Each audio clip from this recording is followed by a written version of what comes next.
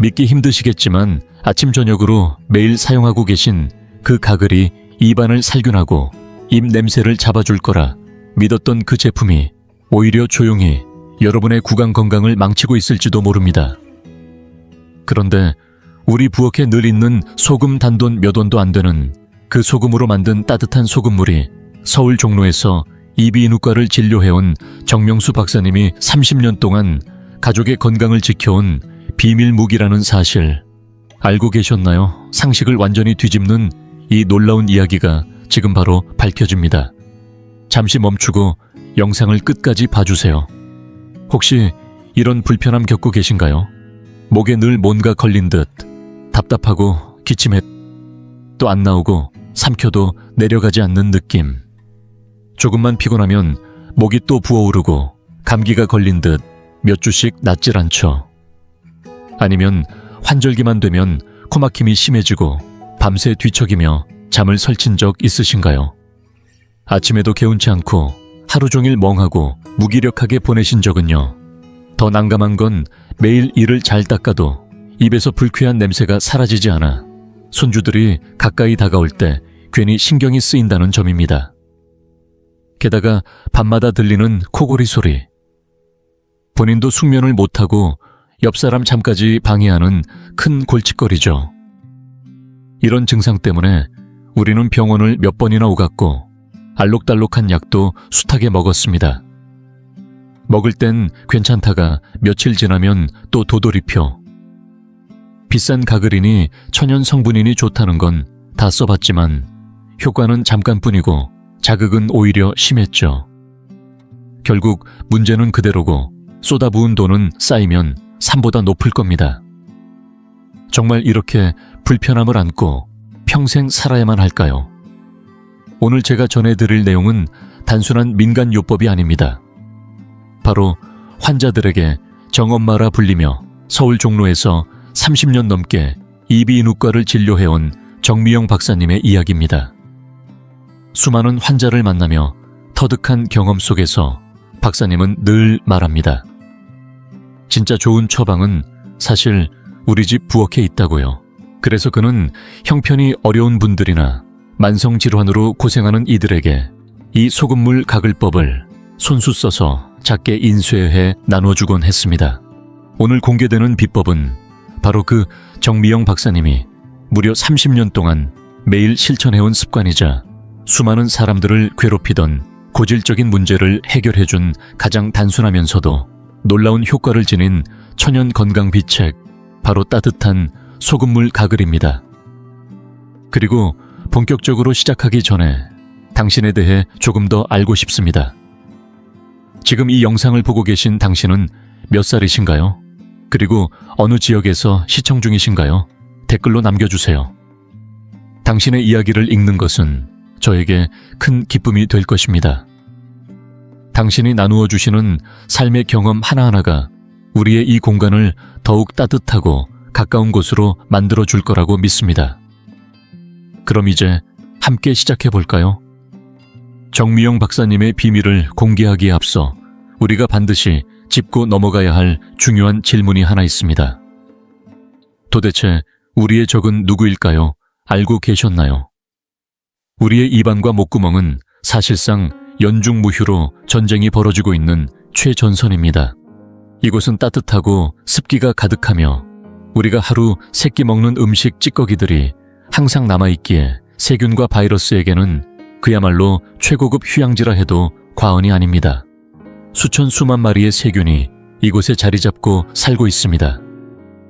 그 중에는 이로운 균도 있고 해로운 균도 있죠. 우리 몸이 튼튼하고 휴식이 충분할 때는 좋은 균들이 용감한 경비병처럼 나서서 나쁜 균들의 활동을 억제하며 건강한 균형을 유지해줍니다. 그러나 우리가 밤늦게까지 깨어있거나 스트레스를 많이 받거나 단 음식이나 기름진 음식을 과하게 먹게 되면 이 균형은 순식간에 무너져 버립니다. 마치 군량과 무기를 손에 넣은 적군처럼 나쁜 균들은 그때를 틈타 미친 듯이 증식하기 시작합니다. 그들은 각종 독소와 산성 물질을 내뿜어 우리의 목을 공격하고 염증과 붉은 부종을 유발합니다. 또한 그들은 우리의 치아를 부식시켜 충치를 만들어내고 음식 찌꺼기를 분해하면서 악취나는 황화물들을 발생시키는데 바로 그것이 우리가 흔히 말하는 입 냄새입니다. 그런데 더 큰 문제는 입과 연결된 비강에도 이 나쁜 균들이 넘어간다는 점입니다.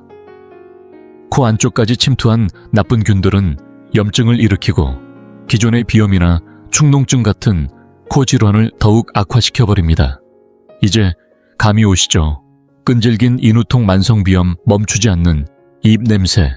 이 모든 고질적인 증상의 공통된 원인은 바로 우리 안에서 통제력을 잃은 나쁜 균의 대군이라는 사실입니다. 그렇다면 많은 분들이 이렇게 말씀하실 수도 있습니다. 나는 이미 강력한 가글을 사서 쓰고 있는데 광고에서는 90%의 세균을 없앤다고 하던데요. 하지만 여러분, 바로 그 생각이 오늘 우리가 뒤집어야 할 첫 번째 고정관념입니다. 집에서 매일 사용하는 그 가글이 어쩌면 여러분의 건강을 조용히 해치고 있을 수도 있다는 사실 알고 계셨나요? 왜 제가 이렇게 단호하게 말할 수 있냐고요? 그것은 바로 서울 종로에서 30년 넘게 이비인후과를 운영해온 정미영 박사님의 확실한 임상 경험에서 비롯된 것입니다. 정 박사님은 시중에서 판매되고 있는 가글, 제품들이 지닌 3가지 심각한 문제점을 명확히 지적하셨습니다. 첫째, 알코올 함량 과다입니다. 시중에 판매되는 많은 강력한 가글은 청량감과 시원한 자극을 주기 위해 다량의 알코올을 첨가합니다. 하지만 이 알코올은 우리의 여리고 민감한 입안 점막을 심하게 자극합니다. 장기적으로 사용할 경우 점막이 건조해지고 위축되며 오히려 염증이나 질환에 걸릴 위험을 높일 수 있습니다. 즉, 보호가 아니라 파괴를 불러오는 셈이죠. 둘째, 화학 살균제의 무차별 공격입니다. 이들 가글 속 살균 성분은 마치 전쟁터에 떨어지는 무차별 폭탄과도 같습니다. 나쁜 균을 죽이긴 합니다. 그러나 동시에 우리 입속 건강을 지키는 소중한 좋은 균들까지 몽땅 없애버립니다. 입속 미생물 군집의 균형이 무너지면 제품 사용을 멈추는 순간 나쁜 균이 훨씬 더 빠른 속도로 되살아나 버립니다. 그래서 가글을 하면 잠깐은 괜찮은데 금방 다시 문제 생긴다는 말을 자주 듣게 되는 겁니다. 셋째는 근본적인 해결 없이 일시적인 가림 효과만 준다는 점입니다. 화학 가글의 대부분은 강한 박하향으로 입냄새를 덮어버리는 방식입니다. 하지만 이것은 겉으로 드러나는 증상만 잠시 숨겨줄 뿐 입안 환경을 개선하는 데에는 전혀 도움이 되지 않습니다. 오히려 장기적으로 의존하게 되면 입안은 스스로 균형을 맞추고 방어하는 능력을 잃게 되어 쉽게 세균에 노출되는 연약한 상태로 변해갑니다. 여기까지 들으셨다면 아마 속으로 이럴 수가 하며 한숨을 쉬셨을지도 모르겠습니다. 우리가 건강을 지키기 위해 비싼 돈을 들여 사온 그 가글이 사실은 입안에 숨어든 건강의 암살자일 수도 있다는 사실. 이제는 더 이상 외면할 수 없습니다. 그렇다면 이제 궁금해지실 겁니다. 혹시 좋은 균은 그대로 살려두면서 나쁜 균만 정확하게 겨냥해 제거하고 더 나아가 우리 입안 환경 자체를 근본적으로 바꿔줄 수 있는 방법은 없을까요? 있습니다. 바로 그 정답은 너무도 평범해서 눈길조차 주지 않았던 우리가 매일 부엌에서 쉽게 구할 수 있는 그 한 잔의 따뜻한 소금물 슈크입니다. 그런데 이 소박한 한 잔이 어떻게 그런 힘을 가질 수 있는 걸까요? 이 뒤에는 단순하지만 엄청난 과학 원리가 2가지나 숨어 있습니다. 첫 번째 원리는 바로 고삼투압 수분 제거 작용입니다. 말은 복잡해 보이지만 실은 우리가 오이소박이나 무김치를 절일 때 소금을 뿌려두면 물이 빠져나오는 원리와 똑같습니다. 생각해보세요. 신선한 오이에 소금을 뿌리면 시간이 지나면서 촉촉한 수분이 쭉 빠져나오고 오이는 서서히 숨이 죽죠. 소금물 슈코우도 마찬가지입니다. 우리가 적절한 농도로 만든 소금물은 세균 세포 안보다 농도가 높기 때문에 삼투압 원리에 의해 세균 세포 안의 수분이 바깥으로 마구 빠져나가게 됩니다. 결국 수분을 잃은 세균은 번식할 수 없고 심한 경우 바로 말라 죽게 되죠. 이처럼 소금물은 몸에 해를 주지 않으면서도 나쁜 균만 겨냥해 확실히 잡아내는 가장 자연스럽고 정교한 선택적 무기입니다.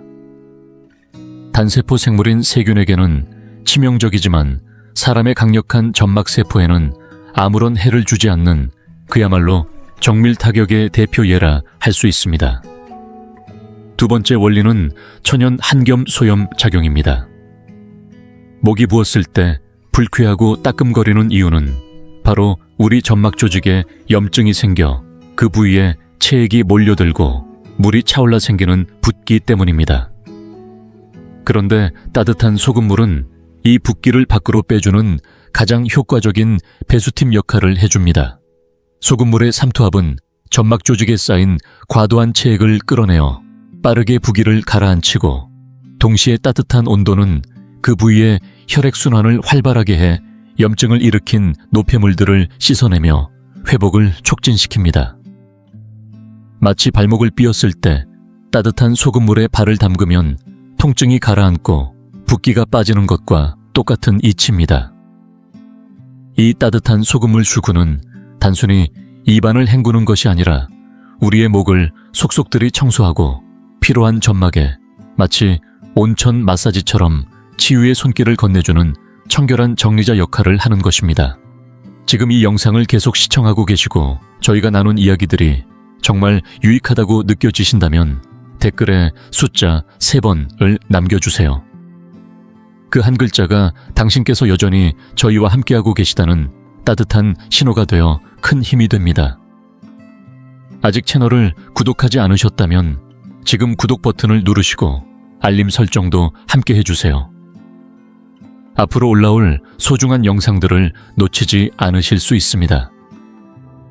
당신의 응원은 저희에게 큰 힘이 됩니다. 당신 덕분에 저희는 정보를 전하고 마음을 나누며 조금이나마 희망의 빛을 전할 수 있는 영상을 계속 만들 수 있습니다. 앞으로도 저희와 함께 걸어가 주세요. 감사합니다.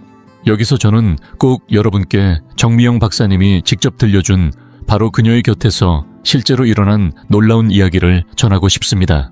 서울 성북구에서 진료하는 정 박사님의 바로 옆집에 사는 70대 중반의 김영호 어르신은 주변에서도 소문이 자자한 만성 질환자였습니다. 무려 20년 넘게 만성기관지염과 알레르기성 비염으로 고생하셨고 아침마다 목이 꽉 막힌 듯한 답답함에 기침을 하다 보면 가슴이 찢어지는 듯한 고통을 느꼈다고 합니다. 밤에는 코가 막혀 숨쉬기가 어려워 늘 입을 벌리고 자야 했고 그로 인해 심한 코골이로 아내 되시는 김 여사님도 늘 옆방에서 따로 자야 했습니다. 본인 스스로도 내 인생 절반은 휴지 찾는 데 썼다 할 정도로 코와 목으로 인한 불편은 일상이 되어 있었죠. 병원을 옮겨다니며 한약도 수차례 복용했고 각종 분무기며 세척기도 써봤지만 그저 잠깐뿐 증상은 조금 나아지는 듯하다 다시 심해지기를 반복했습니다. 돈은 돈대로 들어가고 고생은 끝이 없었습니다. 그러다 보니 어느 순간부터는 이제 내 인생은 그냥 이렇게 사는 거구나 하는 체념까지 생기셨다고 합니다. 그러던 어느 날 동네 복지관에서 열린 건강 강좌에서 정미영 박사님을 우연히 만나게 된 김 어르신은 참다 못해 그간의 고통을 토로하셨고 박사님은 조용히 웃으며 이렇게 말씀하셨다고 합니다. 김 선생님, 제가 돈 한 푼 안 드는 방법 하나 알려드릴게요. 제 말 믿고 한 번만 해보세요. 그렇게 정 박사님은 김 어르신께 소금물로 입을 헹구고 코를 세척하는 방법을 아주 자세하게 하나하나 알려드렸습니다. 처음 들었을 때는 어르신도 반신반의했다고 합니다. 그 비싼 약도 소용없었는데 소금물 한 잔으로 나을 수 있다고 하는 의심이 당연히 들었겠지요. 하지만 박사님의 확신에 찬 태도와 어차피 공짜니까 한번 해보자는 생각으로 그날부터 매일 실천하기 시작하셨다고 합니다. 기적은 조용히, 그러나 분명히 찾아왔습니다. 처음 일주일은 딱히 특별한 변화가 없었지만 김 어르신은 해도 해가 되는 건 없잖아 라며 마음을 놓고 계속 이어갔습니다. 그리고 3주쯤 지난 어느 날 아침에 일어나 보니 목에 가득 차 있던 가래가 눈에 띄게 줄어든 것을 느꼈고 기침도 덜 나왔습니다. 2달째가 되자 김 여사님께서 먼저 변화에 감탄하셨습니다. 여보, 요즘 코 고는 소리가 정말 줄었어요. 코도 훨씬 덜 막힌 것 같고요. 그때부터 김 어르신은 더욱 적극적으로 실천하셨고 3달이 되던 아침 본인 스스로 깜짝 놀랐다고 합니다. 몇십 년 만에 처음으로 가볍고 시원한 호흡을 하며 상쾌하게 하루를 시작할 수 있었던 겁니다. 물론 완전히 비염이 사라진 것은 아니었지만 예전처럼 계절만 바뀌면 악화되던 증상들이 눈에 띄게 줄어들었고 그해 가을은 처음으로 약 없이도 평온하게 넘기셨다고 합니다. 지금 김 어르신은 사람만 만나면 정미영 박사님의 그 한 잔 소금물 이야기를 빼놓지 않으십니다. 그 어떤 명약도 정 박사님의 소금물 슈코우만큼 효과가 좋지는 않더라고. 내 목을 살리고 코를 살리고 내 잠자리를 살렸지. 우리 부부 사이도 말이야. 다시 가까워졌어.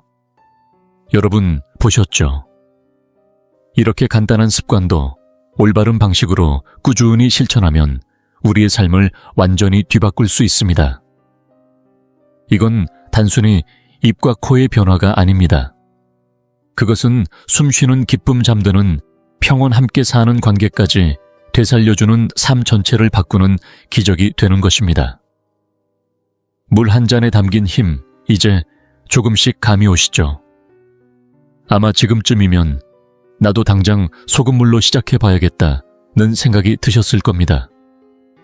하지만 잠깐만요. 아무리 좋은 방법이라도 제대로 된 규칙이 따라줘야 효과가 배가 됩니다. 많은 분들이 소금물 각을 해봤는데 별 효과 없던데요 라고 말씀하시는데 그건 거의 대부분 다음에 소개할 3가지 중요한 실수를 저질렀기 때문입니다. 정미영 박사님은 항상 말합니다. 작은 디테일이 성패를 가른다고요. 자, 지금부터 소개하는 3가지 황금 원칙은 꼭 적어두세요. 제대로만 하면 효과가 무려 10배는 더 커집니다. 첫 번째 황금 법칙, 바로 소금의 농도입니다. 이게 가장 중요하면서도 동시에 가장 많은 분들이 헷갈려하는 부분입니다. 대부분의 사람들은 소금을 많이 넣을수록 살균이 더 잘도 되겠지 라고 생각하시지만 그건 정말 위험한 오해입니다. 정 박사님은 단호하게 경고합니다. 농도가 너무 진한 소금물은 오히려 입안과 목 점막을 심하게 자극하고 손상시킬 수 있다고요.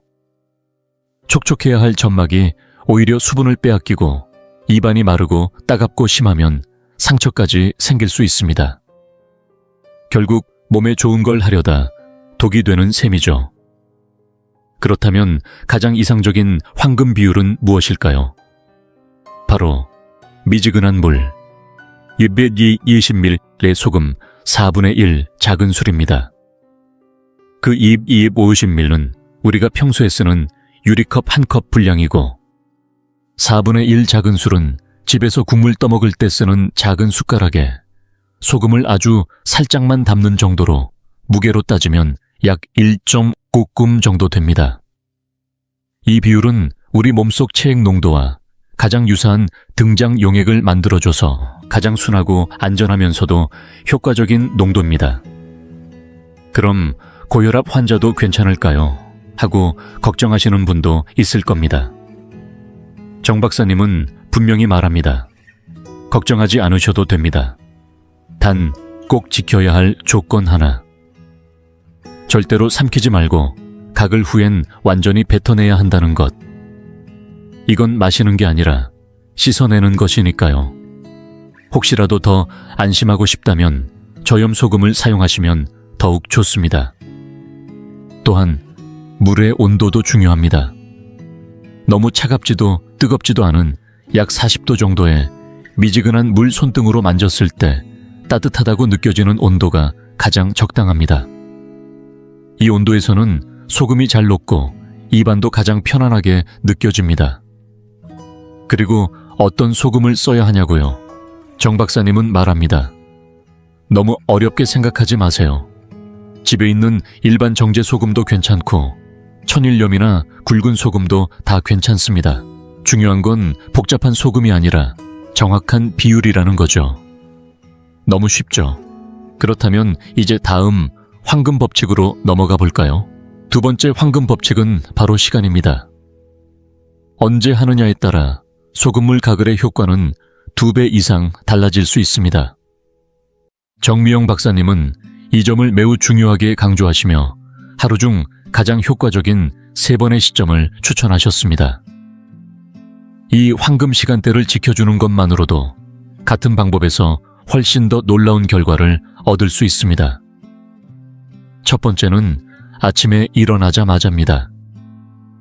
우리가 잠든 동안 입안은 온종일 가장 완벽한 세균 번식 공간이 됩니다. 입을 닫고 자면서 산소는 부족해지고 침의 흐름은 줄어들며 따뜻하고 촉촉한 환경 속에서 나쁜 균들이 밤새도록 활동하게 되죠. 아침에 양치만 하고 끝내는 분들도 많지만 양치만으로는 이 야간 근무를 마친 세균 군단을 완전히 몰아내기 어렵습니다. 따뜻한 소금물로 가글을 하면 밤새 쌓인 입속 세균과 노폐물을 부드럽고 확실하게 씻어내며 건강한 하루의 시작을 준비할 수 있습니다. 두 번째는 점심 또는 저녁 식사 후 30분 뒤입니다. 많은 분들이 식후 바로 가글을 하려 하지만 정 박사님은 반드시 30분을 기다릴 것을 권장하십니다. 왜냐하면 식사를 하고 나면 입안은 일시적으로 산성으로 변하게 되고 이때 침은 산도를 조절하고 남은 음식물을 분해하기 위해 열심히 일하고 있습니다. 이 침을 먼저 충분히 활동하게 해준 뒤 소금물이라는 주력 청소부가 나서야 입안 구석구석을 더 효율적으로 정리할 수 있습니다. 남은 음식 찌꺼기를 제거하는 동시에 산성 환경도 중화시켜 건강한 구강 상태를 되찾는 데 효과적입니다. 세 번째는 잠들기 직전입니다. 이것은 절대로 빼먹어서는 안 되는 가장 중요한 시점입니다. 밤이 되면 침의 분비는 줄어들고 입안은 다시 세균들에게 천국이 됩니다. 이때 소금물 가글은 우리 입과 목에 야간 보호막을 만들어줍니다. 하루 동안 쌓인 각종 잔여물과 세균을 제거해준 뒤 세균의 야간 증식을 억제하고 다음날 아침 입안 냄새와 목의 불쾌감을 현저히 줄여줍니다. 실제로 많은 분들이 소금물 가글 후 자고 일어나면 입이 훨씬 개운하고 목도 시원하다고 말합니다. 세 번째 황금 법칙은 올바른 동작입니다. 시간도 맞췄고 도구도 준비했는데 막상 가글을 엉터리로 하면 소용이 없습니다. 정미영 박사님은 모든 분들을 위해 아주 친절한 실전 안내를 덧붙여 주셨습니다. 첫 번째 단계는 목구멍 깊숙한 곳까지 세척하는 방법입니다. 따뜻한 소금물을 한 모금 머금고 고개를 천천히 뒤로 젖혀 얼굴이 천장과 거의 수평이 되도록 합니다. 그 상태에서 입을 벌리고 목 깊은 곳에서 끄르릉 소리가 나도록 가글을 합니다. 이 소리가 꼭 나야 합니다. 이 진동이 있어야만 소금물이 목젖 깊숙한 곳까지 닿고 거기 남아있던 세균과 노폐물을 제대로 씻어낼 수 있기 때문입니다. 최소 30초 이상 유지하고 나서 뱉어냅니다. 만약 인후통이 심한 날은 2, 3회 반복해도 괜찮습니다. 두 번째 단계는 입안 전체를 세척하는 방법입니다. 다시 따뜻한 소금물을 한 모금 머금고 이번엔 고개를 숙이지 않고 입을 닫은 상태에서 볼과 혀를 적극적으로 움직여 입안 구석구석을 휘젓습니다. 좌우로 흔들고 위아래로 넘기며 마치 작은 폭풍이 입안에서 일어나듯이 강하게 물살을 만들어야 합니다. 잇몸 라인 치아 사이, 혀 및 뺨 안쪽까지 모든 구석을 물이 지나가도록 해야 하고, 이때도 30초 이상은 유지해야 충분한 세정 효과를 얻을 수 있습니다. 그리고 마지막으로 비염이 있는 분들을 위한 특별한 세 번째 동작이 있습니다.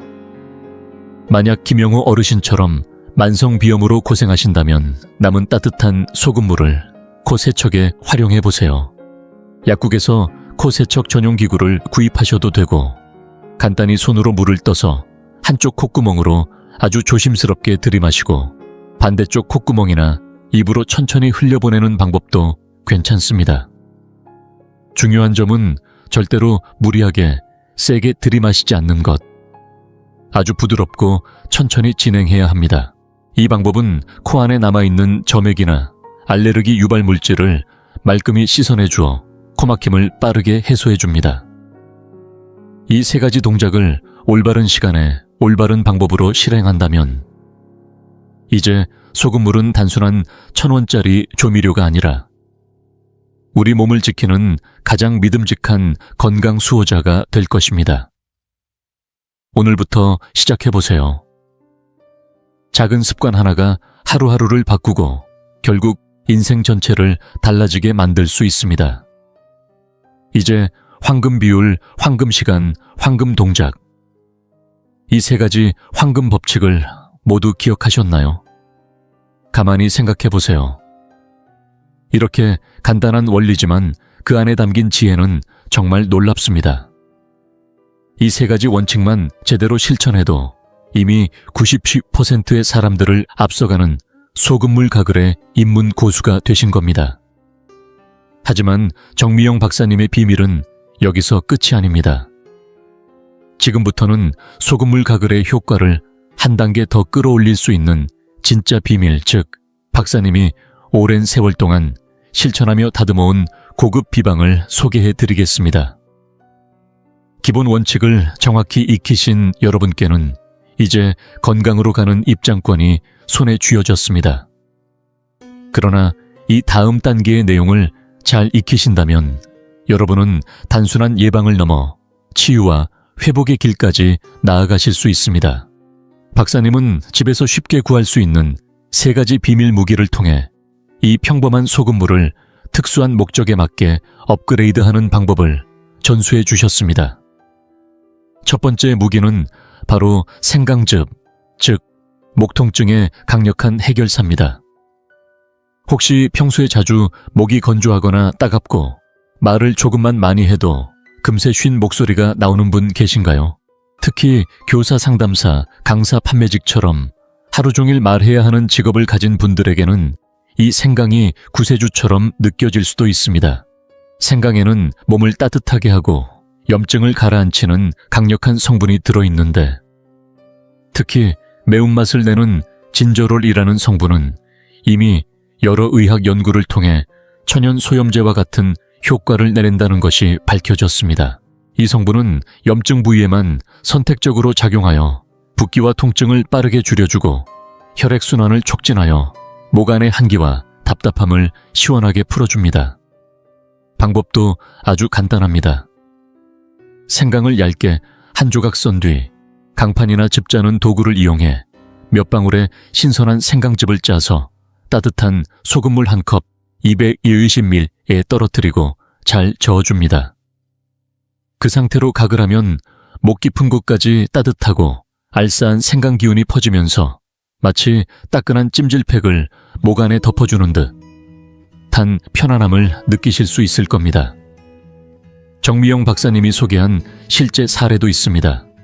성북구의 한 중학교에서 국어를 가르치던 이정훈 선생님은 수년간 만성 인후염으로 고생하셨습니다.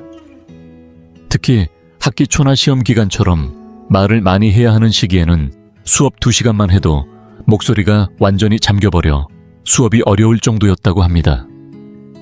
병원도 다니고 약도 써봤지만 매번 일시적이었고 뾰족한 해결책이 없던 그는 정 박사님의 권유로 생강소금물 가글법을 2주간 꾸준히 실천해봤습니다.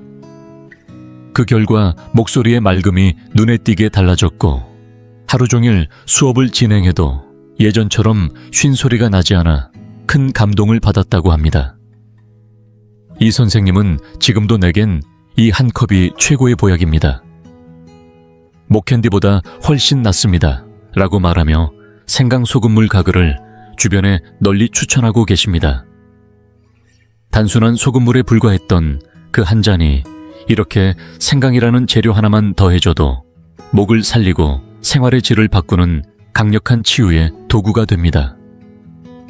지금 이 순간에도 목이 칼칼하거나 자주 목소리가 잠긴다면 바로 오늘부터 시작해보세요. 여러분의 목소리와 일상이 얼마나 달라지는지 직접 체험하시게 될 겁니다. 두 번째, 비밀 무기는 바로 베이킹소다 충치와 입냄새를 막아주는 산성 방어막입니다. 혹시 단 음식을 좋아하시거나 커피나 홍차처럼 산성 음료를 자주 드시나요? 혹은 이유 없이 입안이 시큼하거나 입냄새가 신경 쓰인 적은 없으신가요? 그런 분들에게 정미영 박사님이 추천하는 해결책이 바로 따뜻한 소금물에 베이킹소다를 아주 소량 섞어 가글하는 방법입니다. 왜 하필 베이킹소다일까요? 우리가 앞서 말했듯이 단 음식이나 전분이 풍부한 음식은 입속에서 세균에 의해 분해되면서 산을 만들어냅니다. 이 산은 시간이 지나면 치아를 부식시켜 충치를 유발하고 세균이 분해하며 발생시키는 휘발성 물질은 입냄새의 주범이 됩니다. 베이킹소다는 알칼리성이 강한 물질로 산성 환경과 만나면 화학적으로 즉각 중화 반응을 일으킵니다. 이 반응은 마치 입안에 불이 붙었을 때 소화기를 들이대는 것처럼 산성을 억제하고 pH 균형을 중성 또는 약알칼리로 돌려놓습니다.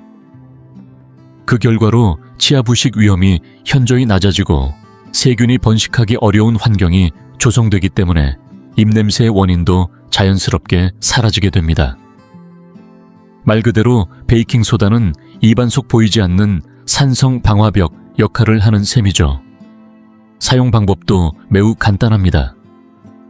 따뜻한 소금물 한 컵에 손가락 2개로 살짝 집을 만큼의 아주 소량의 식용 베이킹소다를 넣고 잘 섞은 뒤 가글하면 됩니다. 특히 단 음식이나 커피 산성 음료를 마신 직후에 사용하면 가장 효과적입니다.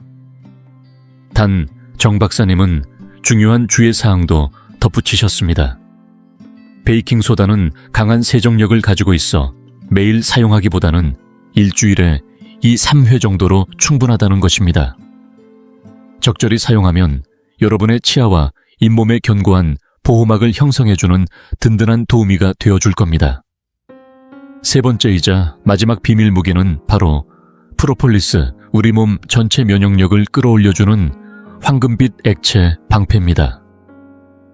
체질이 약하거나 환절기만 되면 감기에 자주 걸리는 분, 혹은 병원이나 지하철처럼 사람이 많은 공간에 자주 드나드는 분들에게 이 방법은 꼭 권해드리고 싶습니다.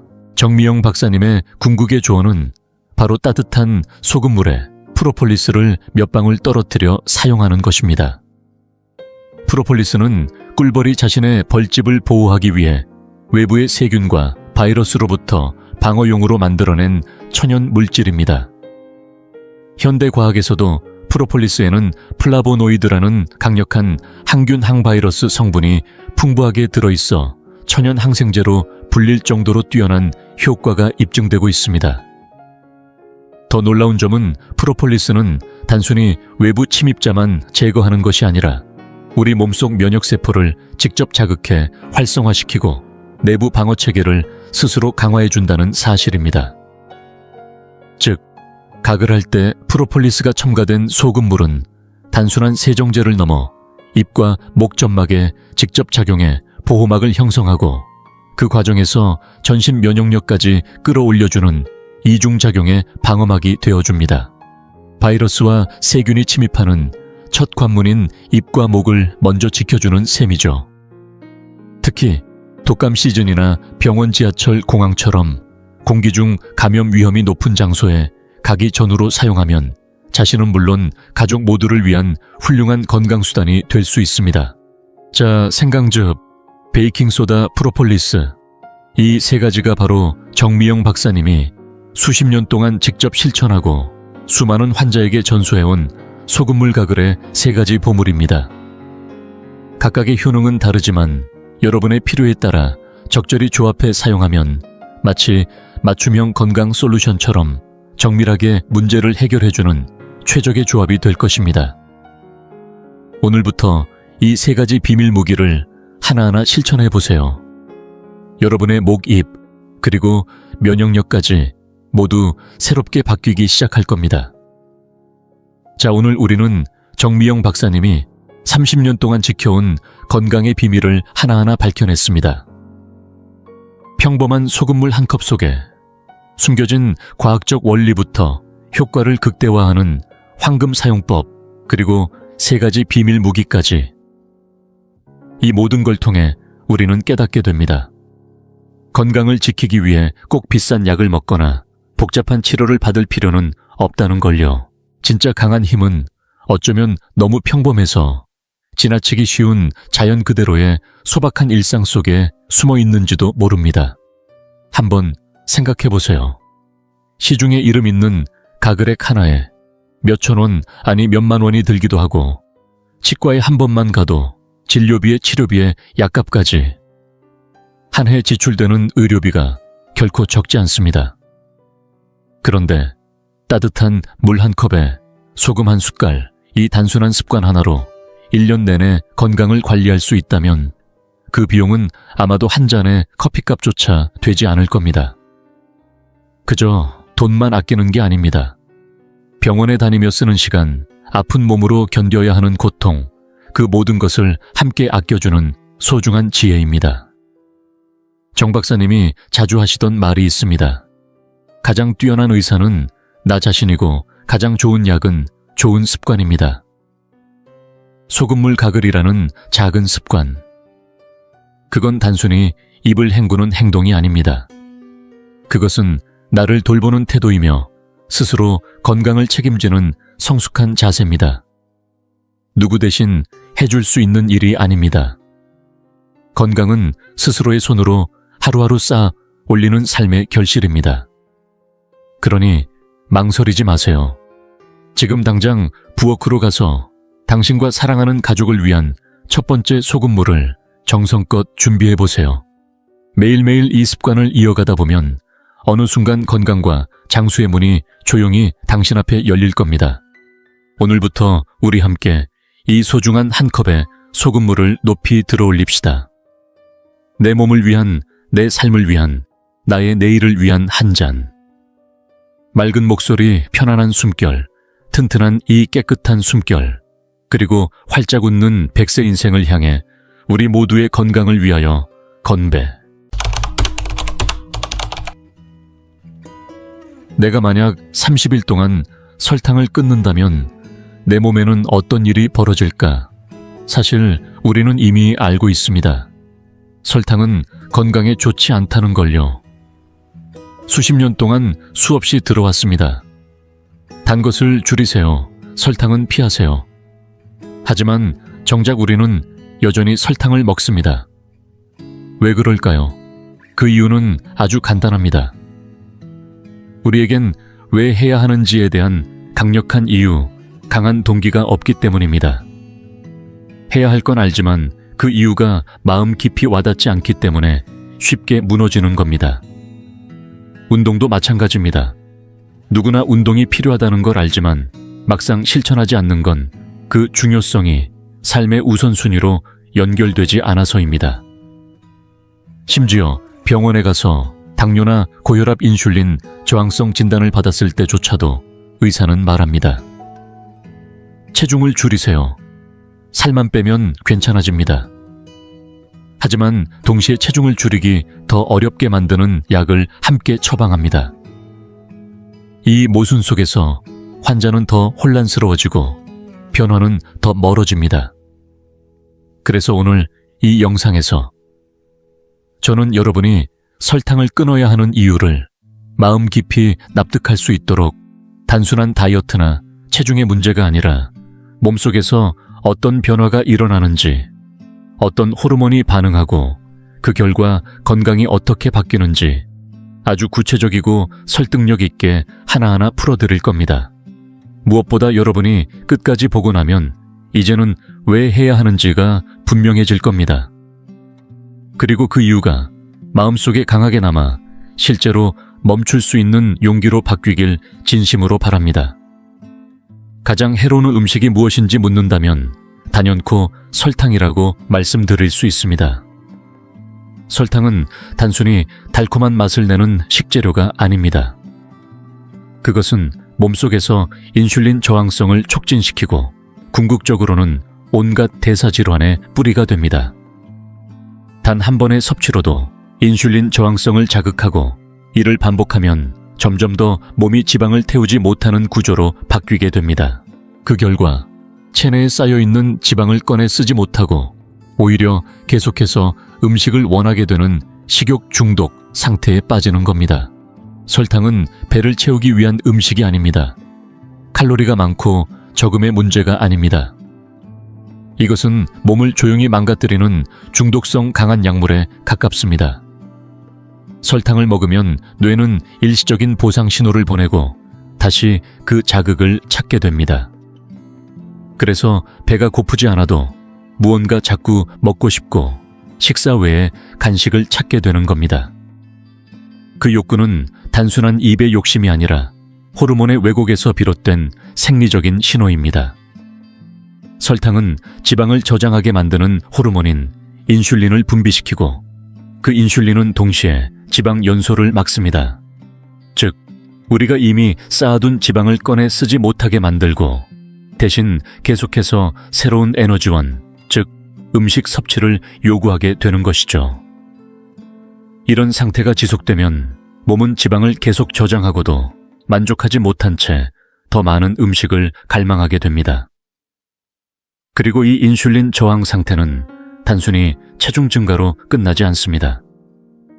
과식과 잘못된 식습관으로 인한 체중 증가는 단지 겉으로 드러나는 결과일 뿐 진짜 문제는 그 뒤에 숨은 인슐린 저항성과 그것이 불러오는 만성 염증입니다.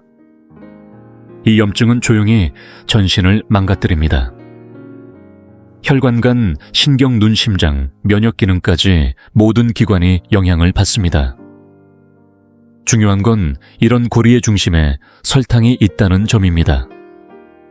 단지 살이 찐다는 것이 문제가 아닙니다.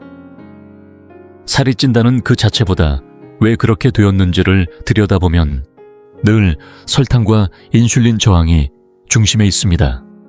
여기서 꼭 짚고 넘어가야 할 것은 이 모든 과정에서 칼로리라는 개념은 사실상 별로 중요하지 않다는 것입니다. 많은 분들이 아직도 칼로리만 줄이면 된다 라고 믿고 있지만 현실은 다릅니다. 문제는 칼로리의 숫자가 아니라 그 칼로리가 어디서 왔느냐입니다. 질 낮은 탄수화물, 특히 정제된 설탕과 밀가루에서 온 칼로리는 몸속에서 완전히 다른 반응을 유도합니다. 그것은 단순한 에너지원이 아니라 대사 시스템을 교란시키는 물질입니다. 결국 건강을 무너뜨리는 건 칼로리의 양이 아니라 칼로리의 질입니다. 설탕을 끊기 시작하면 가장 먼저 몸이 보내는 신호는 의외로 입안에서부터 시작됩니다. 바로 치아가 달라집니다. 잇몸이 덜 붓고 이 사이가 끈적이지 않으며 양치질을 덜 해도 입안이 상쾌한 느낌이 오래 갑니다. 충치가 덜 생기고 잇몸 질환도 줄어들며 치아에 끼는 하얀 막, 즉 플라그도 눈에 띄게 줄어들게 되죠. 이유는 단순합니다. 입안에 서식하는 세균은 우리가 먹는 음식을 분해하면서 활동하는데 특히 두 가지가 그들에게 먹잇감이 됩니다. 첫 번째는 탄수화물, 즉 쌀이나 밀가루 같은 전분입니다. 전분은 입에서부터 분해가 시작되는데 침 속에 있는 아밀라아제라는 효소가 이를 포도당으로 바꾸기 때문입니다. 이렇게 변한 포도당은 세균의 먹이가 되어 플라그를 만들고 충치의 원인이 됩니다. 그런데 여기에 설탕까지 더해지면 상황은 훨씬 악화됩니다. 설탕은 자당이라는 형태로 존재하는데 이 자당은 포도당 50%, 과당 50%로 이루어져 있습니다. 문제는 우리가 입에서 자당을 분해하는 효소를 만들지 못한다는 점입니다. 대신 입안의 세균들은 이 자당을 아주 잘 분해할 수 있는 효소를 갖고 있습니다. 과당은 특히 산성도가 높아 세균이 이를 소비하면 강한 산을 만들어내는데 이 산이 치아에 미세한 구멍을 뚫고 충치를 유발하는 직접적인 원인이 됩니다. 포도당은 산은 적지만 끈적임이 강해 세균이 치아 표면에 오래 머물 수 있는 환경을 만듭니다. 결국 입안에 끈적한 이물감 찝찝함 냄새까지 만들어지게 되는 것이죠. 혹시 하루에 2-3번씩 양치를 하지 않으면 입안이 불쾌하게 하고 껄끄러운 분들이 계시다면 한번 설탕과 가공된 전분 탄수화물 섭취를 줄여보세요. 양치를 하지 않아도 입안이 상쾌한 느낌이 얼마나 오래 가는지 스스로 느끼게 되실 겁니다. 물론 양치를 하지 말라는 뜻은 아닙니다. 하지만 설탕을 끊으면 매번 칫솔질에 의지하지 않아도 기본적으로 입안이 깨끗하고 기분 좋은 상태를 유지할 수 있다는 것은 굉장한 변화입니다. 식사를 한 후 치아가 끈적해지고 거슬리는 이물감이 생기는 느낌 한 번쯤은 경험해 보셨을 겁니다. 그런데 한번 생각해 보세요. 고기나 채소를 먹었을 때 그런 끈적임이 생기던가요? 전혀 그렇지 않습니다. 오직 설탕과 가공 전분이 그런 불쾌한 느낌을 만들어내는 겁니다. 결국 우리가 입안에서 느끼는 상쾌함과 불쾌함의 차이는 무엇을 먹느냐에 달려 있습니다. 설탕을 끊는다는 것은 단순히 충치를 예방하는 수준이 아닙니다. 입안의 세균 환경 산, 생성 플라그 형성까지 통째로 바꿔내는 근본적인 변화입니다. 그것이 바로 치아 건강이 회복되는 가장 빠른 시작이 설탕을 끊는 것인 이유입니다. 설탕을 끊기 시작하면 몸이 가장 먼저 회복을 시작하는 부위 중 하나가 관절입니다. 많은 분들이 발가락 관절이 붓고 욱신거리고 밤마다 이불을 건드리는 것만으로도 비명을 지를 정도로 아픈 통풍을 경험해 보셨을 겁니다. 그 고통의 중심에는 바로 과당이 있습니다. 우리가 흔히 섭취하는 가공된 설탕은 절반이 과당으로 이루어져 있습니다. 이 과당은 몸속에서 요산의 생성을 크게 증가시킵니다. 요산이 많아지면 그것이 결정체가 되어 관절 사이에 쌓이고 마치 유리 조각처럼 날카롭게 주변 조직을 찌르며 극심한 통증을 유발합니다. 특히 엄지발가락의 관절에 가장 많이 생기지만 사실 우리 몸의 어느 관절에서든 발생할 수 있습니다. 더 나아가 과당은 단지 요산만 늘리는 것이 아니라 인슐린 저항성과 지방 간의 주범이기도 합니다. 인슐린 저항이 생기면 몸은 지방을 연소하지 못하고 계속 저장만 하게 되며 간에서는 지방이 쌓여 만성 피로와 대사질환으로 이어집니다. 이 모든 과정은 또다시 요산 수치를 올리고 결국 통풍으로 연결됩니다. 하지만 설탕을 끊으면 이 고리가 끊어집니다. 과당이 줄어들면서 요산 수치가 낮아지고 인슐린 저항이 완화되며 간 기능이 개선되기 시작합니다. 이것은 단지 통풍을 예방하는 것이 아니라 몸 전체의 호르몬 균형을 다시 잡아주는 과정의 시작이 됩니다. 우리 몸의 호르몬은 모두 연결되어 있습니다. 그 중에서도 코르티솔과 인슐린은 생존과 직결된 긴급 반응 호르몬입니다. 높은 스트레스나 급격한 혈당 상승은 뇌의 위기 상황으로 인식되어 이 두 호르몬이 급격히 분비되는데 이 상태가 반복되면 다른 모든 호르몬 시스템이 영향을 받습니다. 하지만 설탕을 끊고 혈당이 안정되기 시작하면 이 두 축도 자연스럽게 안정됩니다.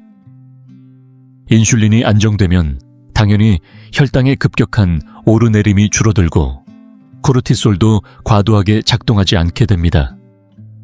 그러면 수면 호르몬인 멜라토닌의 분비가 방해받지 않고 밤에 자연스럽게 졸음이 오고 깊은 수면에 들 수 있게 되는 겁니다. 즉, 설탕을 줄이면 단순히 혈당만 안정되는 것이 아니라 그 연쇄 반응으로 인해 밤에 더 잘 자게 됩니다.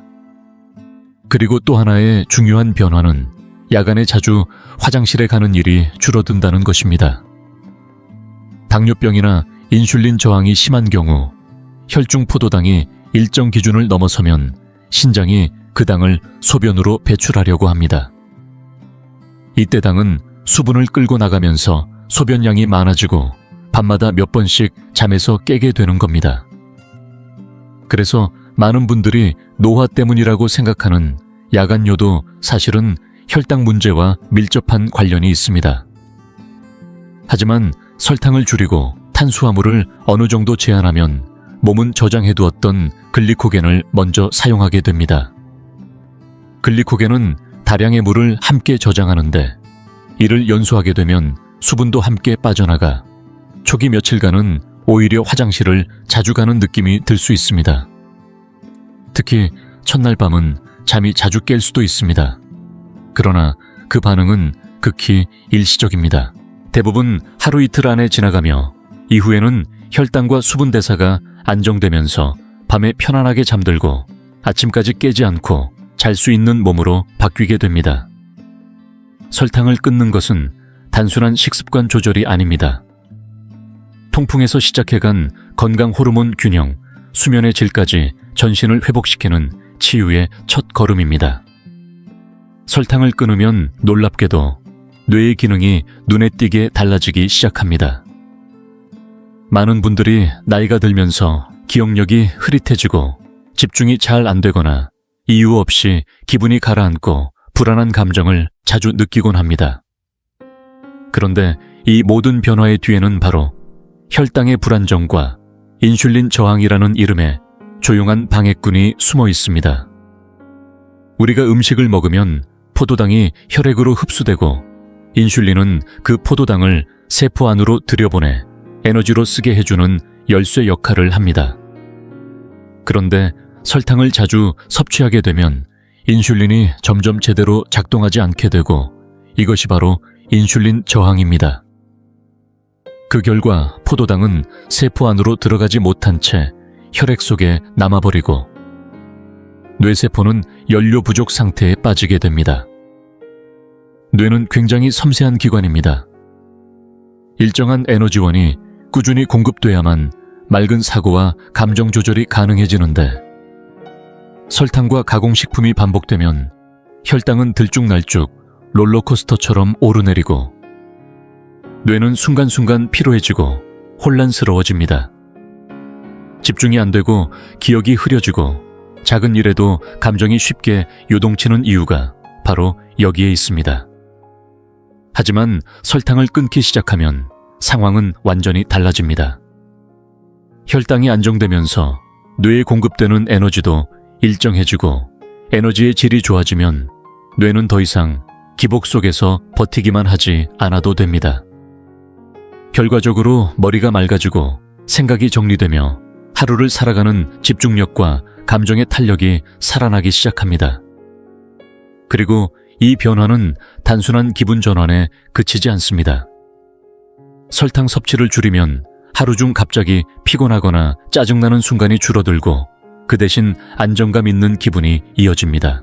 특히 설탕 중독에서 벗어나면 우울감과 불안감 같은 감정 장애 증상도 자연스럽게 완화되는 경우가 많습니다.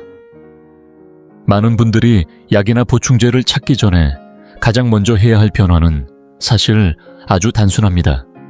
바로 설탕을 줄이는 것. 그 한 가지 선택만으로도 우리의 뇌는 더 맑고 감정은 더 안정되고 하루는 더 평온해질 수 있습니다. 나이가 들수록 내 안의 균형이 더 소중해지는 만큼 뇌가 보내는 이 신호에 귀 기울여 보시기 바랍니다. 설탕을 끊으면 눈이 먼저 숨을 쉽니다. 나이가 들수록 글씨가 번져 보이고 밤 운전이 힘들어지고 불빛 주변이 뿌옇게 번져 보인다고 느끼는 분들이 많습니다. 많은 경우 단순한 노화라고 여기지만 그 이면에는 혈당이 반복적으로 높아지면서 눈 속 미세혈관이 손상되는 과정이 조용히 진행되고 있습니다.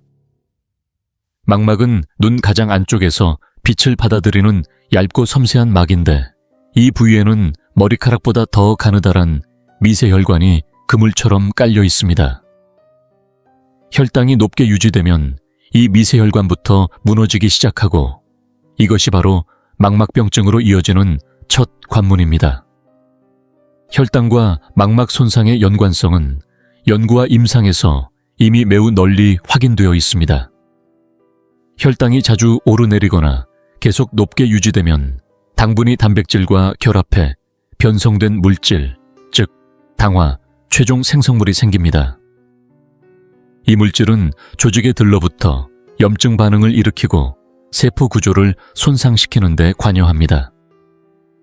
여기에 산화 스트레스까지 겹치면 혈관벽은 더 쉽게 약해지고 당대사 불균형과 인슐린 저항이 오래 지속될수록 전신적인 만성 염증 상태가 고착됩니다. 이런 모든 과정이 각각 따로가 아니라 서로 겹겹이 쌓여 눈 조직 전체를 압박합니다.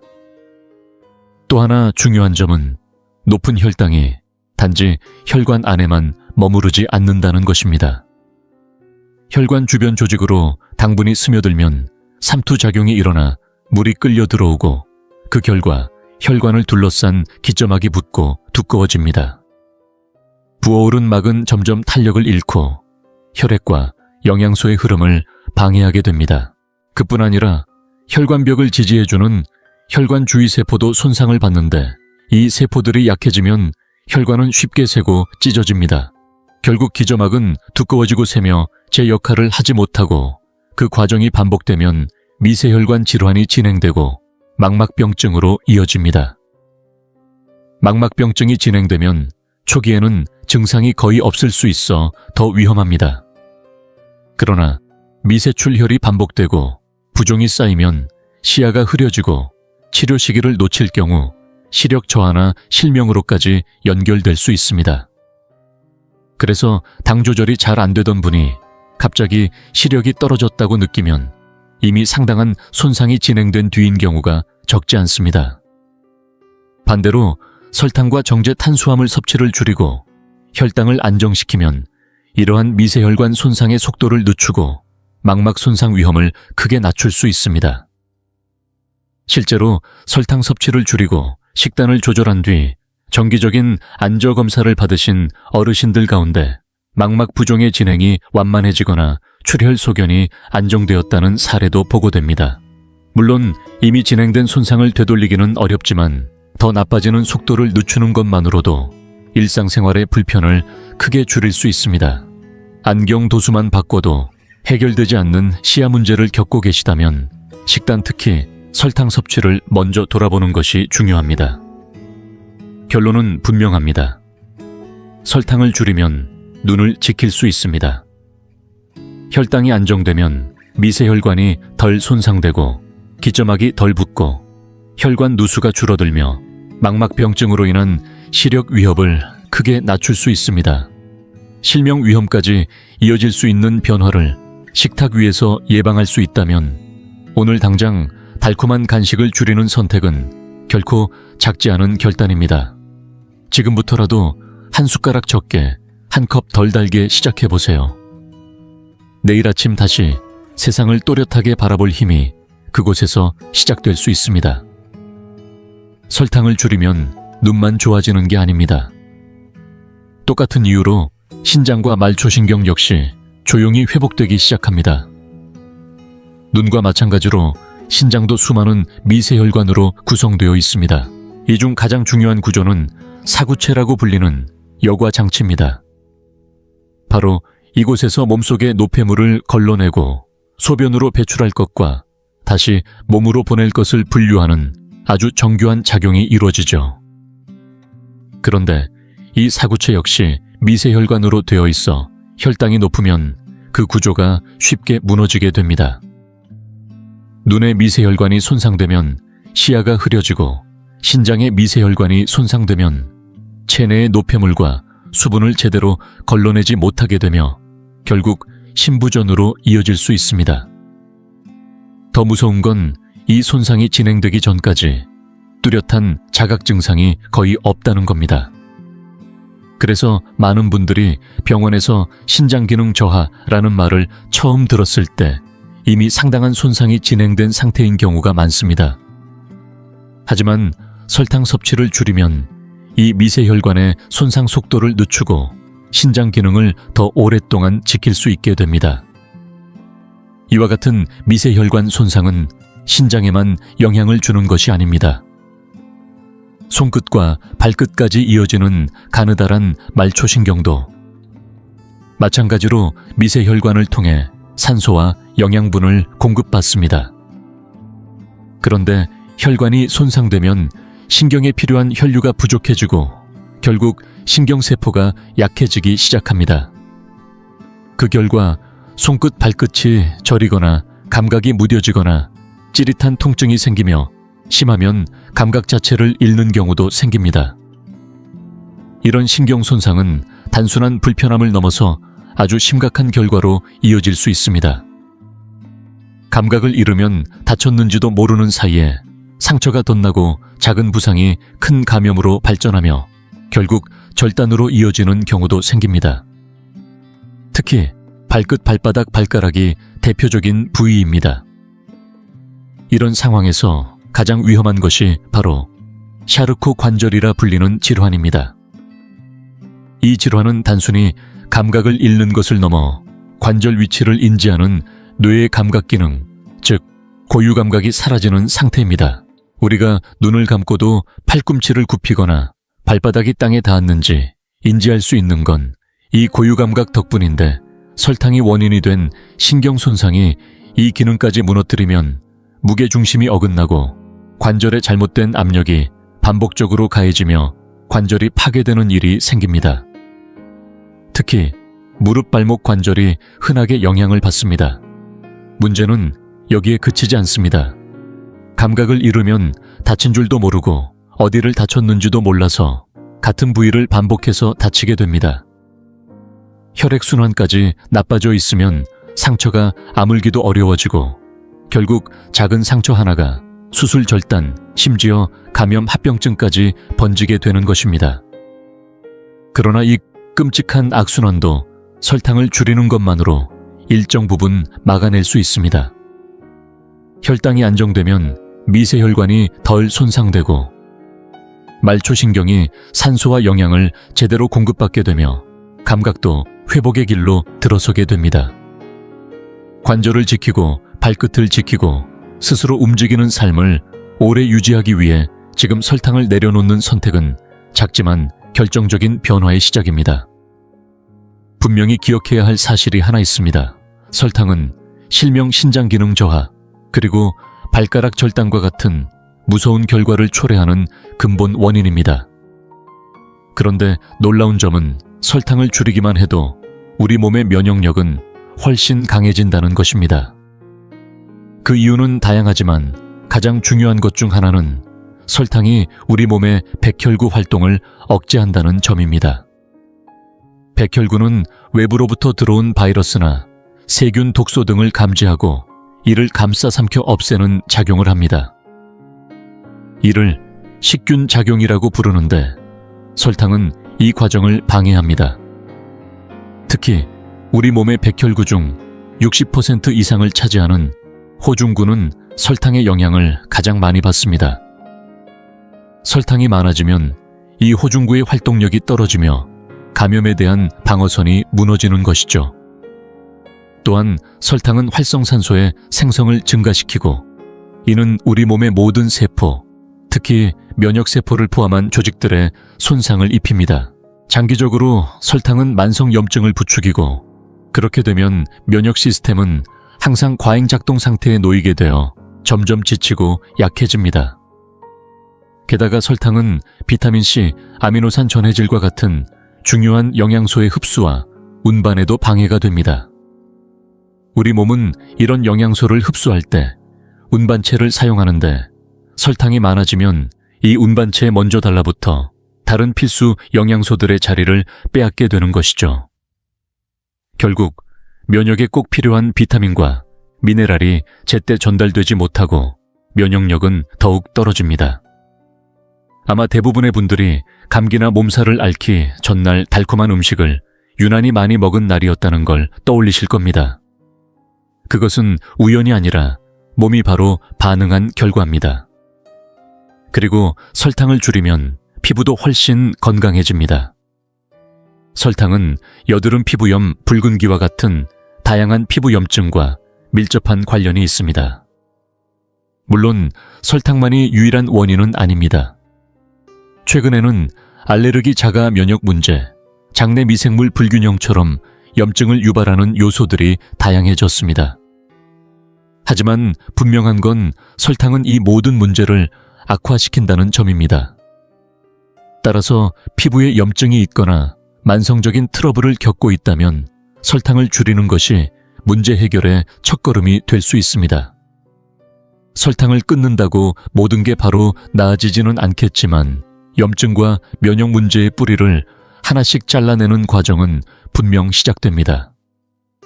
또한 설탕을 줄이면 우리 몸은 점점 인슐린 감수성이 높아지게 됩니다. 다시 말해 인슐린이 정상적으로 작동할 수 있는 상태로 회복되는 것입니다. 인슐린 저항성이란 인슐린이 제 역할을 못하게 된 상태를 말하는데 이는 결국 당뇨병 2의 2형으로 진행될 수 있습니다. 설탕을 줄이면 이 위험을 근본적으로 낮출 수 있습니다. 게다가 지방간의 위험도 함께 줄어듭니다. 비알코올성 지방간의 주요 원인은 과도한 인슐린과 과당 섭취입니다. 특히 과당은 간에서만 대사되기 때문에 설탕이 많아질수록 간에 부담이 누적됩니다.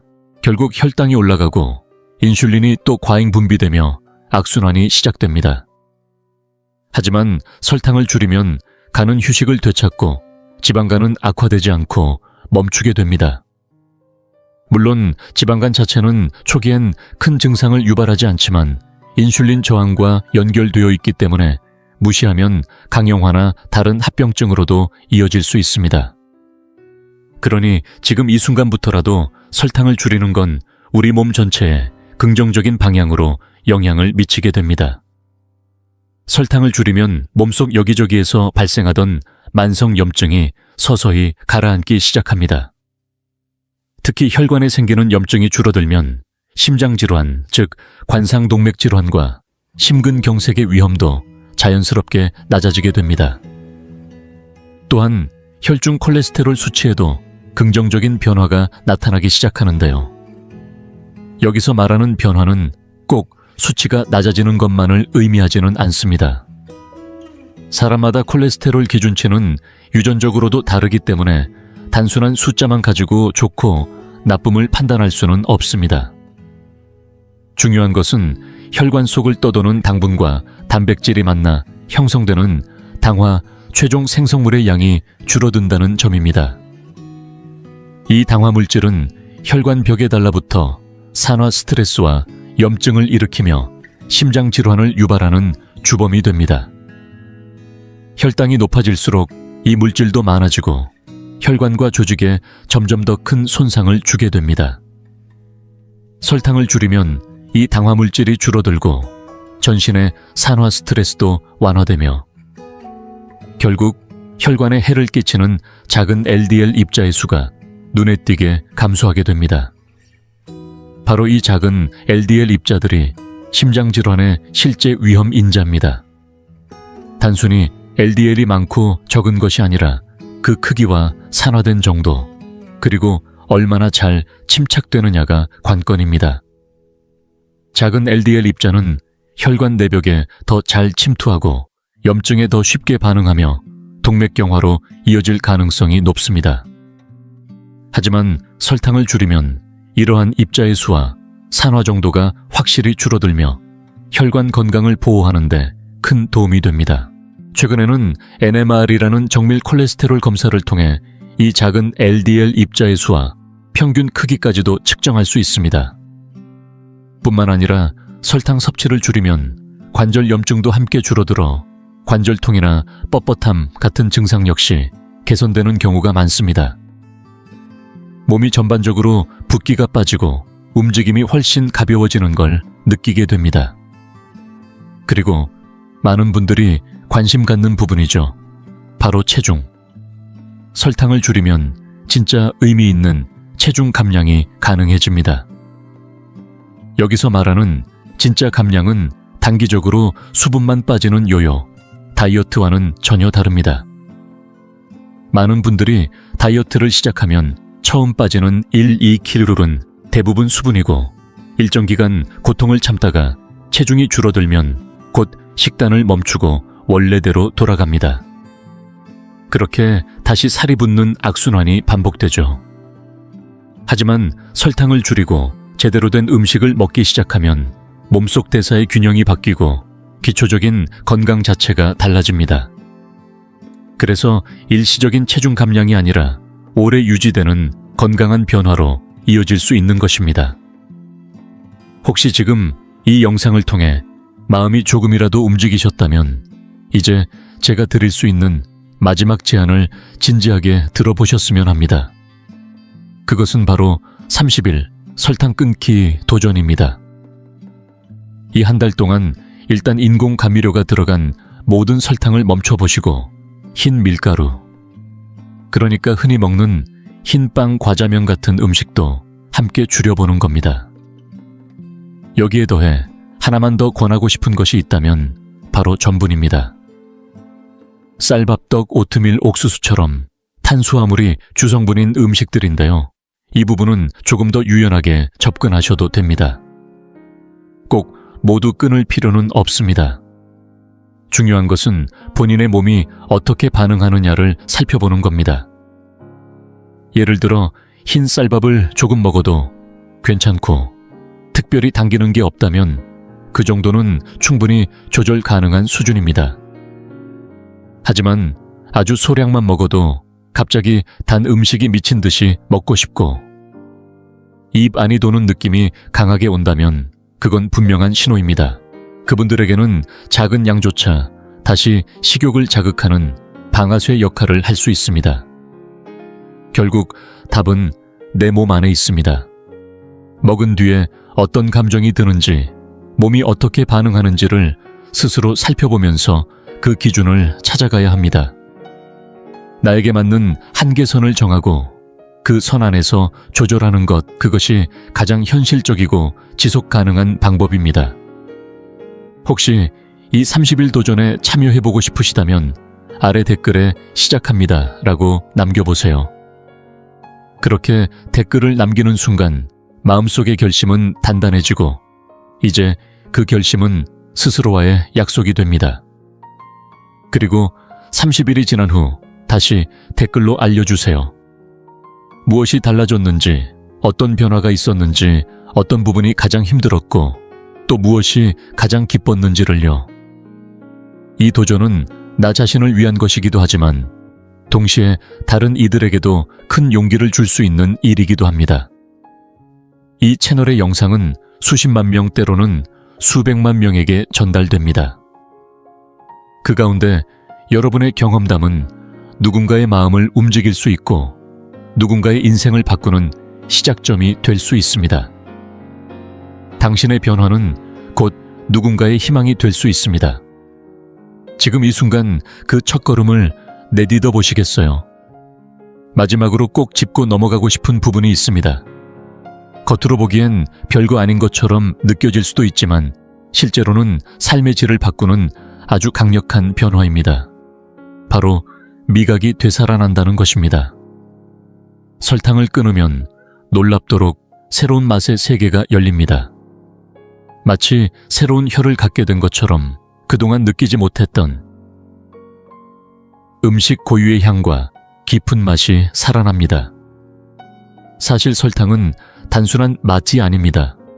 그건 거의 중독처럼 강력한 자극입니다.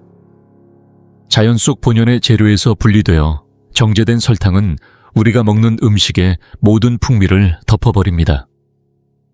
마치 아름다운 노을을 보는데 눈앞에 회색 안개가 자욱하게 낀 것처럼 음식 속의 섬세한 향과 식감, 고유의 매력을 가려버리는 거죠.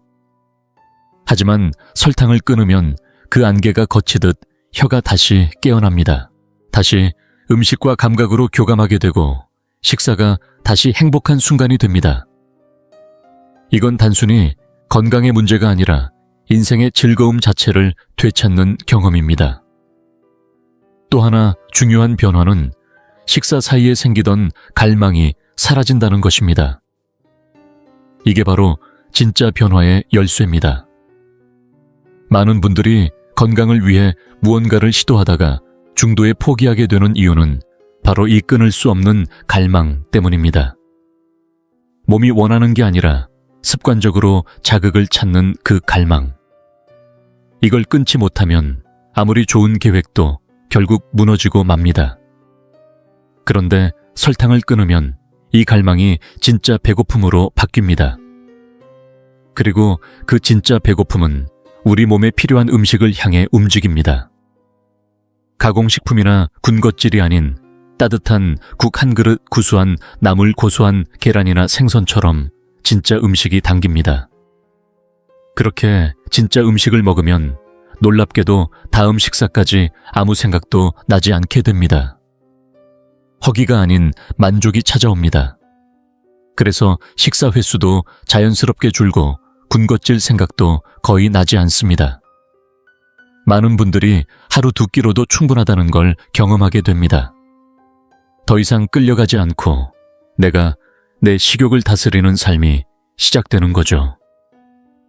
혹시 오늘 이 영상이 도움이 되셨다면 꼭 좋아요 눌러주시고요. 앞으로도 건강에 도움이 되는 영상 절대 놓치고 싶지 않으시다면 구독과 알림 설정까지 꼭 부탁드립니다.